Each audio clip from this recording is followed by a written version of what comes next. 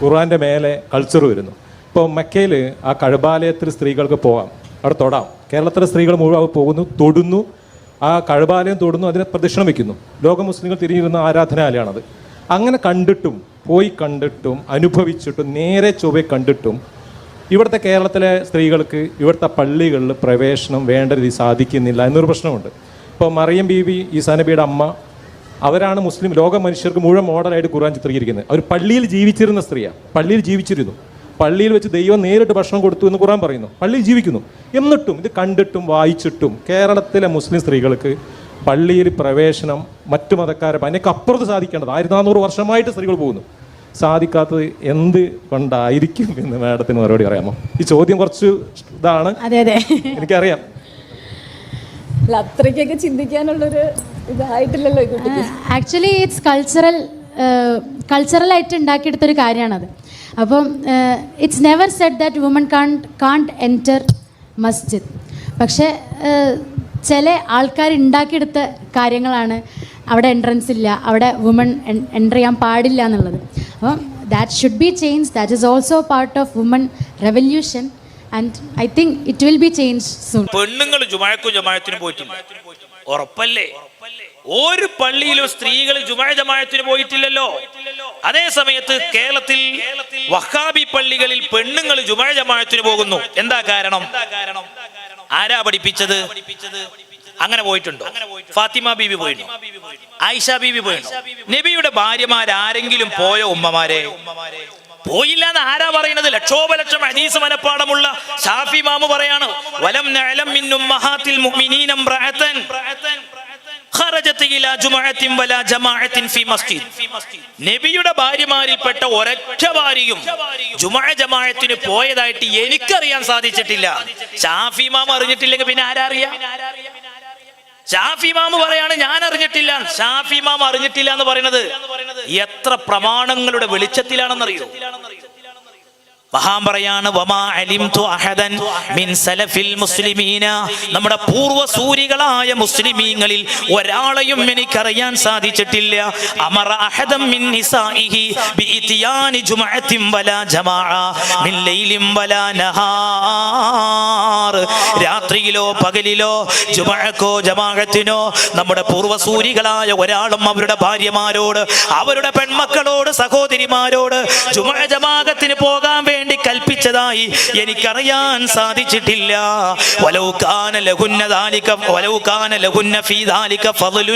അതിൽ വല്ല പുണ്യവും ഉണ്ടായിരുന്നെങ്കിൽ എന്റെ സഹോദരിമാരറിയണം, എന്റെ പ്രിയപ്പെട്ട ഉമ്മമാരറിയണം. പള്ളിയിലുള്ള ജുമുഅക്ക് നിങ്ങൾക്ക് എന്തെങ്കിലും ഒരു പുണ്യമുണ്ടായിരുന്നെങ്കിൽ, പള്ളിയിൽ നടക്കുന്ന അന്യപുരുഷന്മാരോടൊത്തുള്ള ജമാഅത്തിൽ മേളിക്കുന്നതിൽ നിങ്ങൾക്ക് എന്തെങ്കിലും മഹത്വം ഉണ്ടായിരുന്നെങ്കിൽ, ബഹുമാനപ്പെട്ട ശാഫിഈ ഇമാം പറയുന്നു, നമ്മുടെ പൂർവ്വസൂരികളല്ലേ അവരെ ഭാര്യമാരോട് കൽപ്പിക്കുക, നമ്മുടെ മുൻഗാമികളല്ലേ അവരുടെ ഭാര്യമാരോട് കൽപ്പിക്കുക. അവർക്ക് സമ്മതം കൊടുക്കൂലേ പള്ളിയിൽ പോകാൻ? അതുണ്ടായില്ല. എന്തേ കാരണം? എന്തേ ആയിഷ ബീവി പോകാതിരുന്നത്? ആയിഷ ബീവി പോകാതിരുന്നത് എന്താ?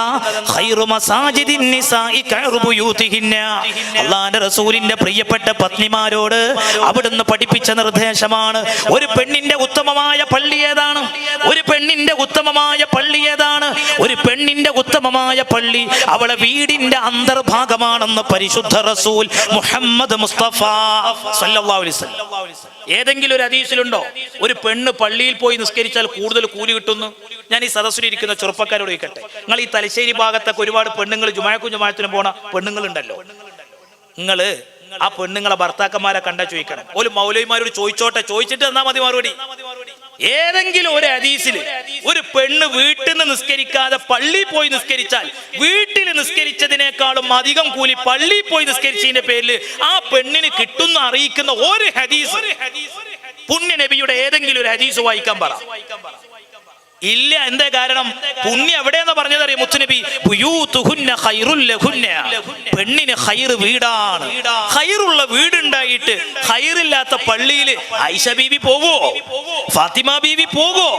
നോക്കൂ നിങ്ങൾ, ആയിഷ ബീവിക്കൊക്കെ പള്ളിയിൽ പോയി ഹബീബായ നബി തങ്ങളെ കൂടെ നിസ്കരിക്കുമ്പോ ഒരു ഫിത്തിനും പേടിക്കണ്ട, ഒരു ഫിത്തിനും ഭയപ്പെടണ്ട. എന്തേ കാരണം? ആയിഷ ബീവിന്റെ വീടും മദീനത്തെ പള്ളിയും തമ്മിലുള്ള അകലം നിങ്ങൾ നോക്ക്. ഇന്ന് നിങ്ങൾ ഖുബ്ബത്തുൽ ഖളറാ കാണുന്നില്ലേ മദീനയില്? അത് ആയിഷ ബീവിന്റെ വീടാണത്. ആയിഷ ബീവിന്റെ വീട്ടിലാണ് പൊന്നാര നബി മുഹമ്മദ് മുസ്തഫ സല്ലല്ലാഹു അലൈഹി വസല്ലം വഫാത്തായത്. നബിമാർ എവിടെ വെച്ചാണോ വഫാത്താകുന്നതെങ്കിൽ അവിടെയാണ് അവരെ അടക്കം ചെയ്യുന്നത്. ആയിഷ ബീവിന്റെ വീട്ടിലാണ് പുണ്യ നബി സല്ലല്ലാഹു അലൈഹി വസല്ലം തങ്ങളെ ഖബറുള്ളത്. അപ്പൊ നിങ്ങൾ നോക്ക്, ആ ഗുജറാത്ത് ഷരീഫിൽ നിന്ന് മദീനത്തെ പള്ളിയിലേക്കുള്ള അകലം ഒരു കാലം എടുത്തു വെച്ചാൽ ആയിഷ ബീവിക്ക് പള്ളിയിൽ പോകാമായിരുന്നില്ലേ? ആരാ പള്ളിയിൽ ഇമാമത്ത് നിൽക്കുന്നത്? ആയിഷ ബീവിയുടെ പ്രിയപ്പെട്ട ഹസ്ബൻഡ് ഹബീബായ മുഹമ്മദ് മുസ്തഫ സല്ലല്ലാഹു അലൈഹി വസല്ലം. എന്തെങ്കിലും ഫിത്ന പേടിക്കണോ? എന്തെങ്കിലും ഫിത്ന ഭയപ്പെടണോ? എന്നിട്ടും ആയിഷ ബീവി പോയില്ല. എന്തേ കാരണം? അവിടുന്ന് പഠിപ്പിച്ചു കൊടുത്തിട്ടുണ്ട്, ആയിഷ ഇവിടെയുള്ള ജമാഅത്തല്ല പുണ്യം, വീട്ടിലുള്ള നിസ്കാരമാണ്. പെണ്ണിന് അങ്ങനെയാണ്. അതും ഏതാണ് ആ പള്ളി നിങ്ങൾ ആലോചിക്കണം. തലശ്ശേരിയിലെ സലഫി പള്ളിയും മദീനത്തെ പള്ളിയും ഒരുപോലെയാണെന്ന് ധരിക്കരുത്. ഏതാണ് ആ പള്ളിയുടെ മഹത്വം? ഇമാം ബുഖാരി ഉദ്ധരിച്ച ഹദീസിൽ കാണാം, സ്വലാത്തും ഫീ മസ്ജിദി തഅദിലു അൽഫ സ്വലാത്തിൻ ഫീമാ സിവാഹു ഇല്ലൽ മസ്ജിദൽ ഹറാം. ലോകത്ത് ഏറ്റവും പുണ്യമുള്ള രണ്ട് പള്ളി അത് മസ്ജിദുൽ ഹറാമാണ്, ഒന്ന് മദീനത്തെ പള്ളിയാണ്. എത്രയാണ്? ആയിരക്കണക്കിന് റക്അത്ത് നിസ്കരിച്ചതിന്റെ കൂലിയല്ലേ മദീനത്തെ പള്ളിയിൽ നിസ്കരിച്ചാൽ കിട്ടുന്നത്? ആ പുണ്യമേറെയുള്ള പള്ളിയിൽ പോലും നബി പത്നിമാര് പോയില്ല എങ്കിൽ ആരാണ് ഈ മുസ്ലിം സഹോദരിമാരെ പള്ളിയിലേക്ക് എഴുന്നള്ളിച്ചത്? ആരാണ് എഴുന്നള്ളിച്ചത്? അത് അല്ലാഹു റസൂൽ പഠിപ്പിച്ച ദീനിലുണ്ടോ? പരിഷ്കാരത്തിന്റെ പേരിൽ മുസ്ലിം പെണ്ണുങ്ങളുടെ ഈ പള്ളി പ്രവേശനം പ്രമാണങ്ങളുടെ പിൻബലമില്ലാത്ത കാര്യമല്ലേ സഹോദരങ്ങളെ? അങ്ങനെ തുടങ്ങി പലതും നമുക്ക് കാണാൻ കഴിയും. അപ്പൊ 1920 കാലം വരെ ഈ വക സാധനമൊന്നും കേരളത്തിൽ ഉണ്ടായിരുന്നില്ല.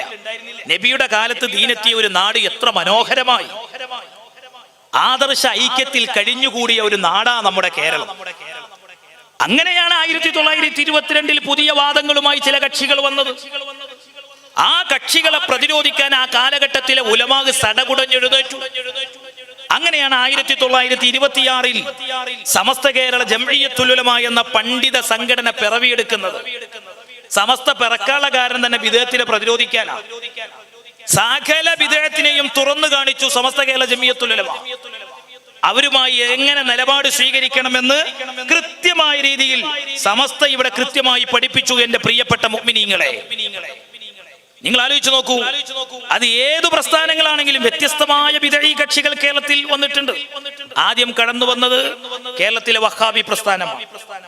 അവരിന്ന് പല തട്ടുകളും വിവിധ വിഷയങ്ങളുമായി അവർ പോവുകയാണ്. അതിനുശേഷം കടന്നു വന്നു ഇവിടെ ജമാഅത്തെ ഇസ്ലാമി കടന്നു വന്നു, തബ്ലീഗ് ജമാഅത്ത് കടന്നു വന്നു.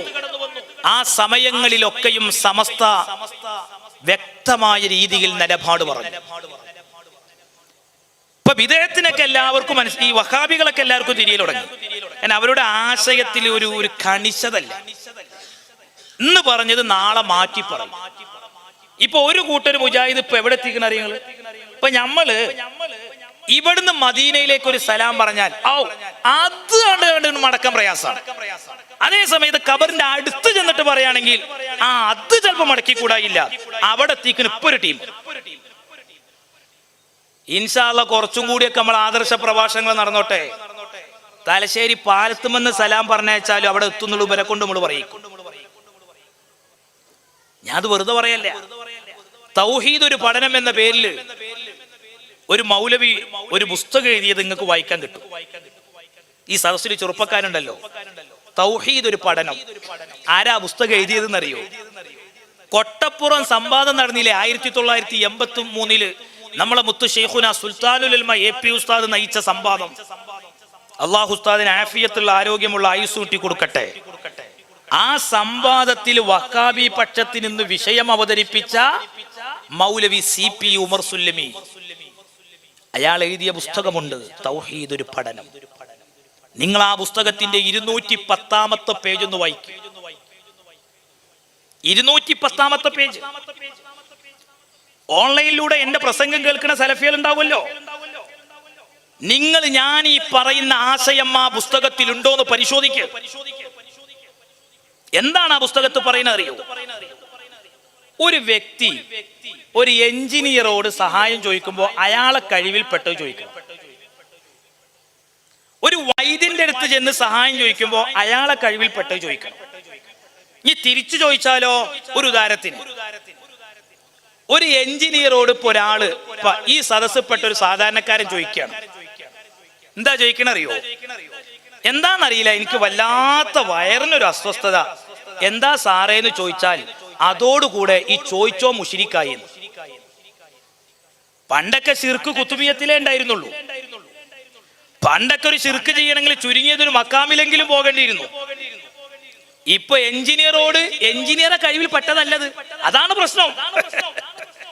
അങ്ങനെയാണെങ്കിൽ ഇപ്പൊ ഒരാളോട് പൈസ ചോദിക്കുകയാണ്. മോളെ കല്യാണൊക്കെ റെഡി ആയിരുന്നു. അജയരെ മോളെ കല്യാണൊക്കെ റെഡി ആയിട്ടുണ്ട്, നിങ്ങളൊരു 3 ലക്ഷം റുപ്യ വായ്പ തരണട്ടാന്ന് പറഞ്ഞാൽ, ഏയ് ആജയർക്ക് നിങ്ങളെ സഹായിക്കാൻ കഴിഞ്ഞിട്ടില്ലെങ്കിൽ നിങ്ങൾ മുശ്രിക്കായി. ഇവരൊക്കെ നമ്മളെ ദുനിയാവില് നമ്മളെ ഇടയിൽ ജീവിക്കുന്നുണ്ടല്ലോ, മതത്തിന്റെ പേരിൽ നിന്ന് ആലോചിച്ചിട്ടാ എനിക്കൊക്കെ നാണക്കേട്. ഈ ഉമ്മത്തിനെ എരപ്പാക്കണ ഒരുപാട് ശിർക്കന്റെ ഫത്വകൾ നിങ്ങളൊന്ന് ആലോചിച്ച് നോക്കി. നമ്മളെ മതം എവിടെ എത്തി? എത്ര സുന്ദരമായ ഒരു മതാണ്. എന്നിട്ട് പേരുദോഷം എന്താണെന്നറിയോ? ഈ മതത്തെ വഷളാക്കണ ആരാ? സുന്നികളാണ്. എല്ലാ വേണ്ടാത്തവരും ചെയ്യുന്നവരാ. ഇപ്പൊ ഇവരിലേക്ക് ആളുകൾ പോക്കൊക്കെ കുറവാ. ഇതൊരു യാഥാർത്ഥ്യമാണ്. കാരണം ഇവർ ആകെ പല കക്ഷികളായി. മാത്രല്ല കാസർഗോഡ് പറഞ്ഞത് തിരുവനന്തപുരത്ത് അതേ ഗ്രൂപ്പിൽപ്പെട്ട മൗലവി തിരുത്തേണ്ട ഗതികേടായി. എന്തൊക്കെയാ പറയുന്നത്? ഇപ്പൊ കാസർഗോഡ് ഒരു ഗ്രൂപ്പ് മുജാഹിദിന്റെ വേദിയിൽ വെച്ച് പറഞ്ഞു, ഉമ്മമാർക്കൊക്കെ അറിയുന്ന ഒരു കാര്യമാണ്. എന്ത്? നമ്മൾ ഈ കുഞ്ഞ് ജനിച്ചിട്ടുണ്ടെങ്കിൽ കുഞ്ഞിന്റെ വലത്തേ ചെവിയിൽ ബാങ്കു ഇടത്തേ ചെവിയിൽ ഇക്കാമത്ത് കൊടുക്കൂലേ? അത് വേണ്ടാന്നപ്പ കാസർഗോഡ് ഒരു മൗലവി പറഞ്ഞു. അതേ ഗ്രൂപ്പിന്റെ മൗലവി കോഴിക്കോട് നിന്ന് തിരുത്തിയിട്ട് പറഞ്ഞു, അത് അയാളടുത്ത് വന്ന അബദ്ധാണ്, അങ്ങനെ പറയാൻ പാടില്ല. ബാങ്കു ഇക്കാമത്തും കൊടുക്കണ്ടാന്ന്. കാരണം എന്തറിയോ? പിശാചിന് നല്ല ഇഷ്ടപ്പെട്ട ഫത്വ ഇവർ കൊടുക്കുന്നത്. എന്തിനാ നമ്മൾ ബാങ്ക് കൊടുക്കണത്? ഒരു കുഞ്ഞ് ഈ ഭൂമി ലോകത്തേക്ക് വീണാല് ആദ്യമായി ഭൂമി ലോകത്ത് നിന്ന് കേൾക്കേണ്ട ശബ്ദം അത് പ്രപഞ്ച സൃഷ്ടാവിന്റെ ശബ്ദമാണ്, അല്ലാഹ് എന്നുള്ള ശബ്ദം. അതിനാ ബാങ്ക്. ആ ബാങ്ക് കേട്ടാൽ ഉമ്മുസുബിയ എന്ന് പറയുന്ന പിശാച് ബാധ കുട്ടികളെ ഏൽക്കൂലാന്ന പണ്ഡിതന്മാര് വിശദീകരിച്ചു പഠിപ്പിച്ചെന്നത്. മുത്തുനബി തങ്ങൾക്ക് പേരക്കുട്ടികളുണ്ടായി. ഹസൻ ഹുസൈൻ റളിയല്ലാഹു അൻഹുമാ മുത്തുനബി തങ്ങൾക്ക് പേരക്കുട്ടികളുണ്ടായപ്പോ കൊടുത്തു. ഇവർക്ക് അംഗീകരിക്കാവുന്ന ഇവരുടെ നേതാക്കൾ തന്നെ ഇത്തരം ഹദീസുകളെ സ്വഹീഹായി ഉദ്ധരിച്ചു. പക്ഷെ ഇപ്പൊ അടുത്ത് പറഞ്ഞു തുടങ്ങുക ബാങ്ക് കൊടുക്കണ്ട. നല്ല രസമുള്ള പരിപാടിയാ. കോഴിക്കോട് ഒരു കൂട്ടർ മുജാഹിദ് സമ്മേളനം നടത്തി. ആ സമ്മേളനത്തില് കുട്ടശ്ശേരി മുഹമ്മദ് മൗലവി എന്ന് പറഞ്ഞൊരു മൗലവി ഉണ്ട്. ഇപ്പോഴും ജീവിച്ചിരിപ്പുള്ള മൗലവിയാ. അയാൾ പറഞ്ഞ എന്താ അറിയങ്ങള്? ഈച്ച വെള്ളത്തിൽ വീണാൽ, ബുഖാരിയിലെ ഒരു ഹദീസാണ്, ഈച്ച ഒരു വെള്ളത്തിൽ വീണ എന്താ ചെയ്യണ്ട്? ഈച്ചനെ മുഴുവനായിട്ട് മുക്കണം. മൗലവി പറയാണ് ആ ഹദീസ് അങ്ങനെ അംഗീകരിക്കാൻ പറ്റില്ല. അപ്പൊ നബി പറഞ്ഞല്ലേ, നബി പറഞ്ഞോട്ടെ. നബി പറഞ്ഞു എന്ന് വിചാരിച്ചിട്ട് ഹദീസാണ് കേൾക്കരുത്. അതിന് മുജാഹിദ് ചില ഡിമാൻഡ് ഒക്കെ വെച്ചിട്ടുണ്ട്, നിബന്ധന വെച്ചിട്ടുണ്ട്. അതിൽ ഒന്നെന്താണെന്നറിയോ? അതിലൊന്ന് പറയുന്നത്, ഒരു ഹദീസ് സ്വീകരിക്കണമെങ്കിൽ ഇവർ പറയുന്നത് എന്തറിയോ? ഖുർആനിന് എതിരാകാൻ പാടില്ല. സുബ്ഹാന ജല്ല ജലാലു. ഹദീസ് ഉണ്ടോ ഖുർആനിന് എതിരാകുന്നത്? ഈ മൗലവിമാരെ വിവരക്കേടല്ലേ ഈ സമൂഹം കേൾക്കേണ്ടി വരുന്നത്? ഓ എന്റെ സഹോദരങ്ങളെ, ഖുർആനിന്റെ വ്യാഖ്യാനമല്ലേ മുത്തുനബി തങ്ങളുടെ ജീവിതം. അള്ളയും റസൂലും തമ്മിൽ സംഘട്ടന ഉണ്ടാകോ? എന്തൊരു എരപ്പത്തരമാണ് പറയുന്നത്. സുബ്ഹാനല്ലാഹ്. മൗലവിമാര് പറയുന്നുണ്ട് ചില ഹദീസുകൾ ഖുർആനിന് എതിരാണെന്ന്. ഏതാണ് ഹദീസ്? ഹദീസ് ഇമാം ബുഖാരിയൊക്കെ ഉദ്ധരിച്ച ഹദീസ് തന്നെയാണ്. ഏതാണ് ഹദീസ് എന്നറിയുമോ? അല്ലാഹുവിന്റെ റസൂൽ സല്ലല്ലാഹു അലൈഹി വസല്ലം തങ്ങൾ പറയുകയാണ്, ഒരു മയ്യത്ത് ഖബറടക്കം ചെയ്തു കഴിഞ്ഞാൽ, ഒരു മയ്യത്ത് ഖബറിൽ വെച്ച് കഴിഞ്ഞാൽ ആ മയ്യത്തിന്റെ ബന്ധപ്പെട്ട ആളുകൾ ആ ഖബറിന്റെ സമീപത്തിൽ നിന്ന് പിരിഞ്ഞു പോകുമ്പോ ആ പിരിഞ്ഞു പോകുന്ന ആളുകളുടെ ചെരിപ്പടിക്കാലിന്റെ ശബ്ദം ഖബറാളി കേൾക്കും. അപ്പൊ മയ്യത്ത് കേൾക്കും. ഇത് ഖുർആനിനെതിരാണ്. ഖുർആനിനെതിരായ ഹദീസായിട്ട് ഉദാഹരണം കൊണ്ടുവരുന്നത് ഈ ഹദീസ. എത്ര വലിയ വിവരക്കേടാണ്. അപ്പൊ ഈ ഹദീസിന് എതിരായിട്ട് ഒരു ആയത്തുണ്ടോ? ഉണ്ട് എന്നാ മൗലവിമാര് പറയണത്. ഉമ്മമാരെ വിവരക്കേടാണ് ആയിട്ട് പറയുന്നത്. ഏതാണോ ഒരു പറയുന്ന ആയത്ത് അറിയങ്ങള്? അത് വിശുദ്ധ ഖുർആനിലെ സൂറത്തുൻ നംലിലെ 80-ാം വചനാണ്. അതിന് ഇവര് പഠിച്ച അർത്ഥമല്ല ഇതിനുള്ളത്. അവിടെയാ പ്രശ്നോ. സ്വന്തം നിലക്ക് ഖുർആൻ പഠിക്കാൻ പോകരുത്. മുഫസ്സിറുകൾ എങ്ങനെ ഖുർആൻ വ്യാഖ്യാനിച്ചു അതുപോലെ പഠിക്കണം. എന്നാ മുസീബത്ത് ഉണ്ടാവൂല, അല്ലെങ്കിൽ വൈരുദ്ധ്യമൊക്കെ തോന്നും. ഏതാണ് ആയത്ത്? അത് ഞാൻ പറയാം.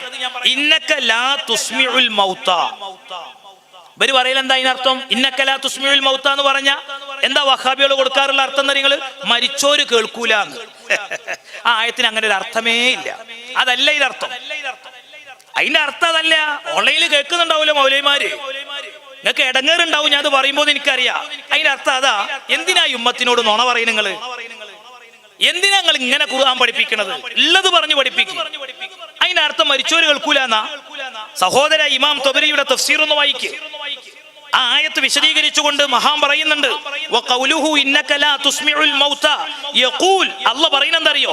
ഇന്നക യാ മുഹമ്മദ്, ഓ മുഹമ്മദ് നബിയെ, ലാ തഖ്ദിറു, നിങ്ങൾക്ക് കഴിയൂല, അൻ തുഫഹിമൽ ഹഖ മൻ തബഅ അല്ലാഹു അലാ ഖൽബിഹി ഫഅമാത, ഹൃദയം മരിച്ചവരെ കേൾപ്പിക്കാൻ കഴിയൂല.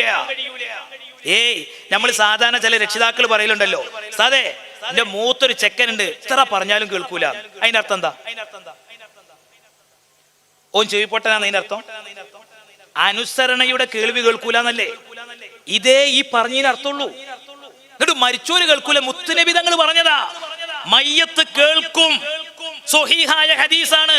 അപ്പൊ ഇവർക്ക് ഹദീസ് സ്വീകരിക്കണമെങ്കിൽ ഖുർആനിനെതിരാകാൻ പാടില്ല. സഹോദരങ്ങളെ, മഹാനായ അംർ ബിനുൽ ആസ് റളിയല്ലാഹു അൻഹു പ്രമുഖ സ്വഹാബി വര്യനാണ്. അവര് ചെയ്ത വസിയ്യത്ത് കാണാം. അത് ഇമാം മുസ്ലിം റിപ്പോർട്ട് ചെയ്യുന്ന ഹദീസിൽ കാണാം. അവിടുന്ന് പറയുകയാണ്, ഫൈദാ ദഫൻതുമൂനി, നിങ്ങൾ എന്നെ മറവ് ചെയ്തു കഴിഞ്ഞാൽ, നിങ്ങൾ എന്നെ മറവ് ചെയ്തു കഴിഞ്ഞാൽ എന്റെ ശരീരത്തിലേക്ക് നിങ്ങൾ മണ്ണ് വാരിയിടണം. സുമ്മ അഖീമു ഹൗല ഖബ്രി ഖദ്റ മാ തുൻഹറു ജസൂറും വയുഖ്സമു ലഹ്മുഹാ. മഹാനവറുകൾ പറയുന്നത്, അതിനുശേഷം ഖബറിന്റെ ചാരത്ത് നിങ്ങൾ അതിന്റെ ചുറ്റുവട്ടത്ത് ഒരല്പസമയം നിൽക്കണേ. ഒരു ഒട്ടകത്തെ അറുത്ത് മാംസം വിതരണം ചെയ്യാൻ ആവശ്യമായ സമയം നിങ്ങൾ എന്റെ ഖബറിന്റെ സമീപത്ത് ചെലവഴിക്കണേ എന്ന് സ്വഹാബി വര്യനായ അംർ ബിനുൽ ആസ് റളിയല്ലാഹു അൻഹു വസിയ്യത്ത് ചെയ്യുകയാണ്. എന്താണ് അതിന്റെ കാരണം? ഹത്താ അസ്തഗ്നിസ ബിക്കും, ഞാൻ നിങ്ങളെ കണ്ട് സന്തോഷിക്കാനാണ്. ആ ഖബറിന്റെ പരിസരത്ത് നിൽക്കുന്നവരെ കണ്ടിട്ട് ഖബറാളി സന്തോഷിക്കാനാണ്. ആലോചിച്ചു നോക്കി. അപ്പൊ മരിച്ചോര് കേൾക്കുമെന്ന് വെച്ചാൽ മരിച്ചോര് കേൾക്കും. അപ്പൊ ഇവര് പറയാണ്, ആയത്തിനെതിരാകാത്ത ഹദീസായിരിക്കണം. ഇതൊരു കഷ്ടം. പിന്നെന്തു വേണം? ബുദ്ധിക്കെതിരാകാൻ പാടില്ല, ശാസ്ത്രത്തിനെതിരാകാൻ പാടില്ല. അതുകൊണ്ടാണ് ഈച്ച വീണ ഹദീസ് ഇവർക്ക് സ്വീകാര്യമല്ലാത്തത്. ഈച്ച വെള്ളത്തിൽ വീണാൽ 14 നൂറ്റാണ്ട് മുമ്പ് മുത്തുനബി തങ്ങൾ പഠിപ്പിച്ചു, ആ ഈച്ചയെ മുഴുവനായി മുക്കണം. എന്തിനാ മുക്കുന്നത്? ഈച്ചയുടെ ഒരു ചിറകിൽ വിഷമാണെങ്കിൽ അതിന്റെ മറ്റേ ചിറകിലുള്ളത് ഔഷധമാണ്. ലോകത്ത് ഏതെങ്കിലും ഇന്നോളമുള്ള ഒരു ശാസ്ത്രജ്ഞൻ പുണ്യനബിയുടെ ഈ ഹദീസ് വെച്ചുകൊണ്ട് ഈച്ചയുടെ മറുചിറകിൽ ഈ വിഷത്തെ പ്രതിരോധിക്കാൻ ആവശ്യമായ ഔഷധമില്ല എന്ന് പഠനത്തിൽ തെളിയിച്ചതായി ഏതെങ്കിലും ഒരു വഹാബിക്ക് അത് തെളിവ് സമേതം സമർത്ഥിക്കാൻ കഴിയും? ഡോക്ടർ കൈറോത്തമീസ് ക്രൈസ്തവ പണ്ഡിതനാണ്. അദ്ദേഹം പറയുന്നുണ്ട്, ഞാൻ ഈച്ച വെള്ളത്തിൽ വീണ സമയത്ത് അതിനെ മുഴുവനായി മുക്കിയപ്പോഴും വീണ സമയമുള്ള വെള്ളവും തമ്മിൽ ഞാൻ പഠനവിധേയമാക്കിയപ്പോൾ എനിക്ക് ചില വ്യത്യാസങ്ങൾ എനിക്ക് ആ വെള്ളത്തിൽ കാണാൻ കഴിഞ്ഞിട്ടുണ്ട്. വിവരക്കേടല്ലേ പറയുന്നത്?